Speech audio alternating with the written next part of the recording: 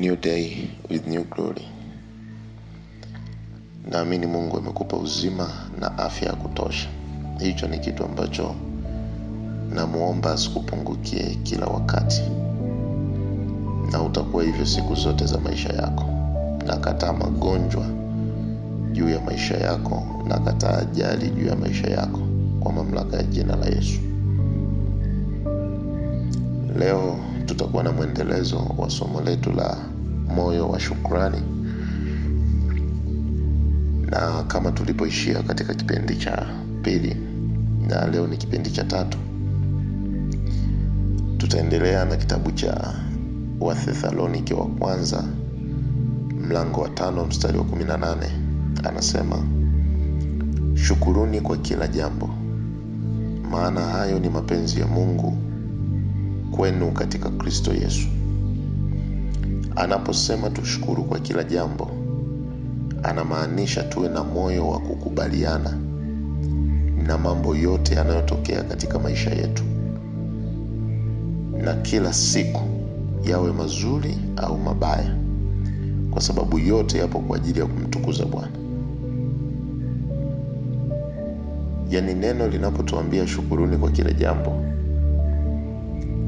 linatuagiza tuwe na moyo wa kukubaliana na mambo yote yanayotokea katika maisha yetu ya kila siku, yawe mazuri au mabaya. Tunaposema huyu mtu ana moyo wa shukrani, ina maana ana moyo wa kukubaliana na yale yanayotendewa. Yaani let's say umemnunulia mtu gari. Yes, umemnunulia mtu gari. Mungu akupe neema ya kuyafikia hayo maisha, ya kutoa zawadi za magari, nyumba. Tutoke kwenye maisha haya ya kutoa zawadi, maepo, simu. Haya bwana, haya maisha ya umaskini haya. Kuna mahali tunaenda kwenye hayo maisha, tutayafikia. Kwa mfano, umempa mtu zawadi ya gari, na mtu moyo wake ukakubaliana na kile ulichomtendea. Huo ndo moyo wa shukrani. Lakini ukimpa mtu kitu fulani, moyo wake usipokubaliana na hicho ulichomfanyia, hata kama huko mdomoni atakwambia asante, kwa Mungu huyo mtu hana moyo wa shukrani.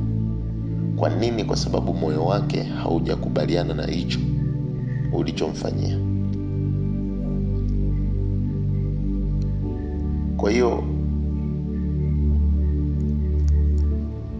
mambo mazuri au mambo mabaya, moyo wako unapokubaliana naye, ni lazima ujue kuwa hayo yote yapo kwa ajili ya kumtukuza Bwana. Usiruhusu mambo yanayotokea na kuendelea chini ya jua yakachafua moyo wako kwa kuiondoa kweli ya Mungu iliyopo ndani yako. Kwa sababu mambo mabaya yanaweza kusababisha ukamwacha Mungu, lakini pia mambo mazuri yanaweza kusababisha ukamwacha Mungu. Narudia, mambo mabaya yanapotokea, usipokuwa na moyo wa shukrani, ni rahisi kumwacha Mungu. Lakini pia mambo mazuri yanapotokea, usipokuwa na moyo wa shukrani, ni rahisi kumwacha Mungu. Kuna kipindi nilikwambia, nyakati za utoshelevu ni hatari zaidi kuliko nyakati za changamoto. Yaani pale unapokutana na yale maisha mazuri uliyoyatamani kwa muda mrefu, huo wakati ni hatari sana kuliko wakati unaokutana na changamoto. Kwa nini? Kwa sababu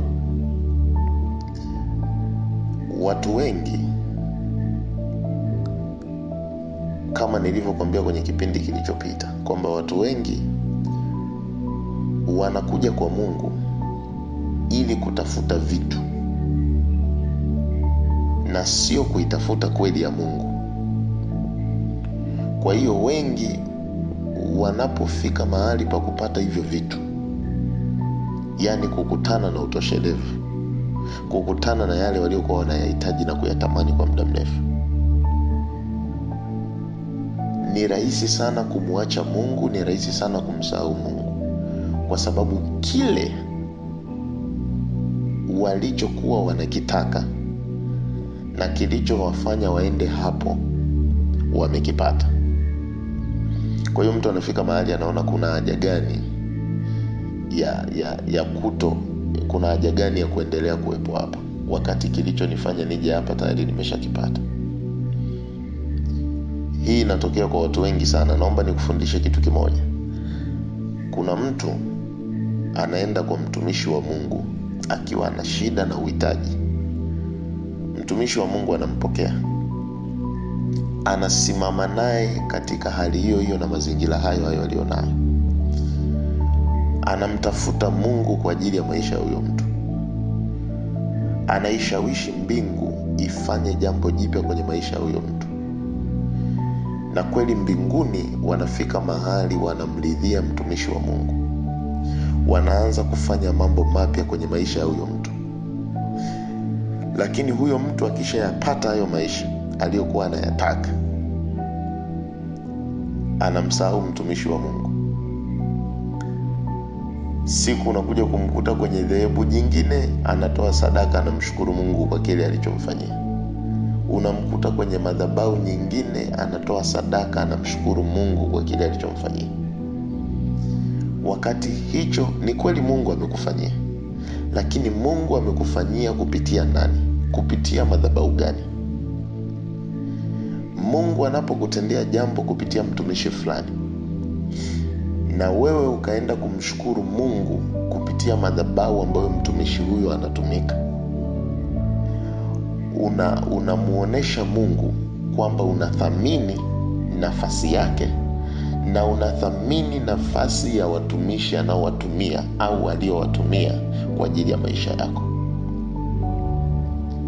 Kwa hiyo nyakati za utoshelevu ni nyakati hatari zaidi kuliko nyakati unazokutana na changamoto. Unajua, unapokutana na changamoto unakuwa ni mtu ambaye uko tayari kufanya lolote unaloelekezwa ili mradi tu utoke kwenye hiyo changamoto. Kwa hiyo utakuwa ni mtu wa kuzingatia sana.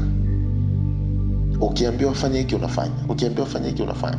Kwa nini? Kwa sababu unatamani kutoka katika hiyo hali unayoipitia, na unaamini hayo unayoagizwa kuyafanya yatakusaidia kutoka katika hiyo hali unayoipitia. Ndio maana unayezingatia. That's why nakwambia nyakati za changamoto ni bora kuliko nyakati za utoshelevu. Kwa sababu nyakati, mimi nimekutana na watu wengi wa aina hiyo. Kuna watu Mungu amewaleta kwenye maisha yangu niwasaidie. Wengine walikuwa na makesi mahakamani, kesi za kufungwa miaka 30. Lakini Mungu alipowaleta kwangu, niliwahudumia na hizo kesi wakashinda. Lakini waliposhinda tu hizo kesi, hawakuwahi kunikumbuka hata siku moja.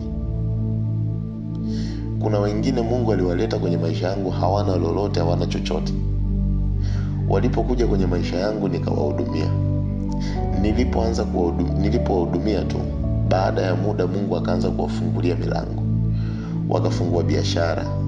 Kuna mtu alikuja kwangu alikuwa hana hata baiskeli, lakini akafika mahali akanunua mafuso haya kwa ajili ya kufanya shughuli fulani zitakazomuingizia kipato. Lakini wakafika mahali walipopata kile wanachokitaka wakaondoka. Hawakuikumbuka ile madhabahu iliyosababisha jambo jipya likatokea kwenye maisha yao. Ni kweli anayefanya ni Mungu. Sisi watumishi hatukatai. Ni kweli anayefanya ni Mungu. Lakini Mungu amefanya kupitia nani?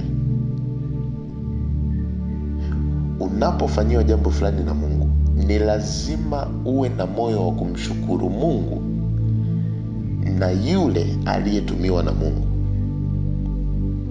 Sasa nini kilitokea? Kwa sababu walisahau madhabahu iliyowasaidia kupata kile walichokuwa wanakihitaji. Baada ya muda yale mambo yaligeuka kabisa. Yule aliyefanikiwa kupata magari nini yote yalikuja alipata ajali. Yani vilitokea vitu vya ovyo. Yule aliyeshinda kesi mahakamani, ni kweli hakurudishwa tena mahakamani, lakini shughuli zake ziliharibika ovyo. Lakini pia nimeshuhudia kundi la pili ambalo Mungu alinitumia kulisaidia. Na baada ya Mungu kulisaidia hilo kundi kupitia mimi, hilo kundi mpaka leo limekuwa na moyo wa shukrani kwa Mungu na katika madhabahu ambayo Mungu aliitumia kuwasaidia. Hawa watu wamekuwa na maisha bora sana. Yani mpaka hivi ninavyoongea na wewe, kwa kadri siku zinavyozidi kwenda, wana ushuhuda. Yani leo anakupigia simu, anakuambia mtumishi, namshukuru Mungu amefanya hili tena, anafanya hili, kafanya hili. Kwa nini? Kwa sababu ya moyo wa shukrani walionao. Kwa hiyo iogope sana nyakati ya utoshelevu. Ziogope sana nyakati za utoshelevu kuliko nyakati za changamoto, kwa sababu nyakati za utoshelevu zinaweza zikakuondoa kunako kweli ya Mungu, na ukishaondoka kwenye kweli ya Mungu, ule ulinzi wa Mungu unaondoka juu yako. Ulinzi wa Mungu ukiondoka juu yako, adui anakuwa na nafasi ya kuharibu, ya kuua au kuharibu kile ulichokipata ukiwa ndani ya kweli ya Mungu. Moyo wa shukrani, sehemu ya 3. Naomba tuishie hapo. Tukutane wakati ujao. Mungu akubariki. Na nikwambie tu, kwa kadri unavyosikiliza na kutendea kazi kile unachokielewa kupitia mafundisho haya, maisha yako hayatakuwa kama yalivyokuwa. Neno moja tu kutoka kwa Mungu linatosha sana kubadilisha maisha yako. Amen.